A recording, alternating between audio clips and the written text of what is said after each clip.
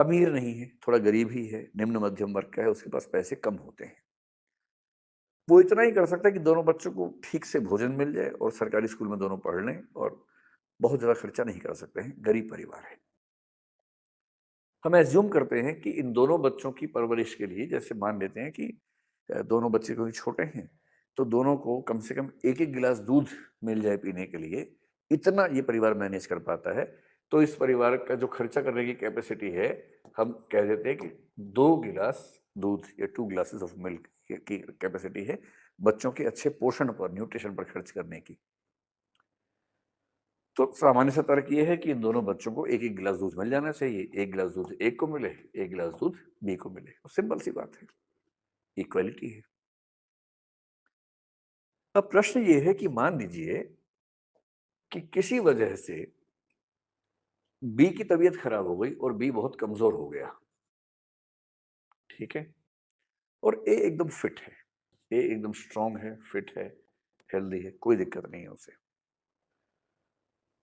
और डॉक्टर ने कहा कि अगर बी बच्चे को ठीक से बचाना है और अगर इसको ठीक से आगे बढ़ाना है, तो ज़रूरी है कि इसे थोड़ा ज़्यादा खुराक मिले।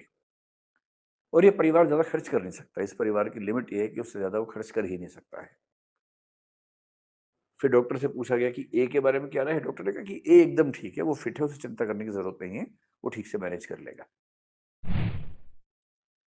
अब हमारे सामने 2 ऑप्शंस हैं। एक ऑप्शन ये है कि क्योंकि ये परिवार समानता के मूल्य में विश्वास करता है,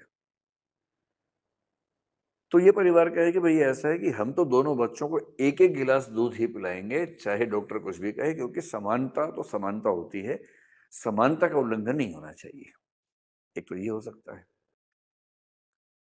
दूसरा ये हो सकता है कि ये परिवार ये कहे कि भई ऐसा करते हैं, क्योंकि अभी ये वाला बच्चा कमज़ोर है, बी कमज़ोर है, फिलहाल हम इसको कुछ दिनों तक 2 गिलास दूध देते हैं, इस बच्चे को नहीं देते हैं, 5-7 दिन।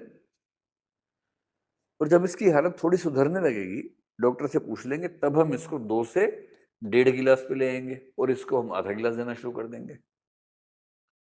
और धीरे-धीरे, हो सकता है 3 महीने बाद, हो सकता है 6 महीने बाद, जब डॉक्टर कह देगा कि हाँ, अब ये बच्चा पूरी तरह से तंदुरुस्त हो गया है, तब हम इसको 1 गिलास पे ले आएँगे और इस बच्चे को आधे गिलास से बढ़ा के 1 पे ले आएँगे, फिर बराबरी हो जाएगी।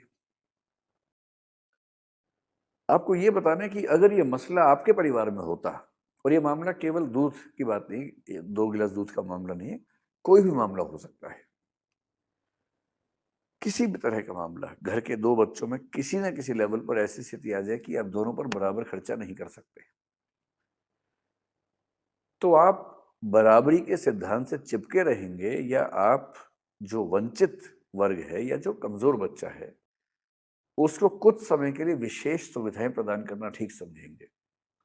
मेरा ख्याल है कि आप में से अधिकांश लोग, क्योंकि जब परिवार की बात आती है, तो परिवार टिका हुआ है त्याग के सिद्धांत पे। हम अपने परिवार में किसी वंचित व्यक्ति को, अपने भाई, बहन, माता-पिता, कोई अगर पीड़ित है, कमज़ोर है किसी वजह से, हम उसकी हेल्प करने के लिए आगे बढ़ते हैं। एक परिवार में 2 बच्चे हैं, पढ़ाई पर खर्चा बराबर नहीं हो सकता था, एक पर ज़्यादा खर्च किया गया पढ़ाई पर, एक पर कम किया गया। जिस पे कम हुआ वो आगे नहीं बढ़ पाया, जिस पे ज़्यादा हुआ वो बहुत आगे बढ़ गया। अब जो बच्चा आगे बढ़ गया है, वो लगातार इस बात का ध्यान रखता है कि मैं अपने भाई का या बहन का ध्यान रखूं। उसको ये फीलिंग हमेशा रहती है कि उसको भी आगे बढ़ने का मौका मिलना चाहिए। और जब हम परिवार में इस सिद्धांत पर काम करते हैं, तो इसका मतलब है कि हम लोग ये मानते हैं कि इक्वालिटी का मतलब हमेशा ये नहीं होता कि चीजें एग्जैक्टली बराबर ही हों। मैं सिद्धांत पक्ष पे आऊंगा थोड़ी देर में, उससे पहले मैं आपको एक और एग्जांपल देता हूँ। ठीक है, एक और एग्जांपल लेते हैं, और ये एग्जांपल लेते हैं बास्केटबॉल के मैच का। ठीक है।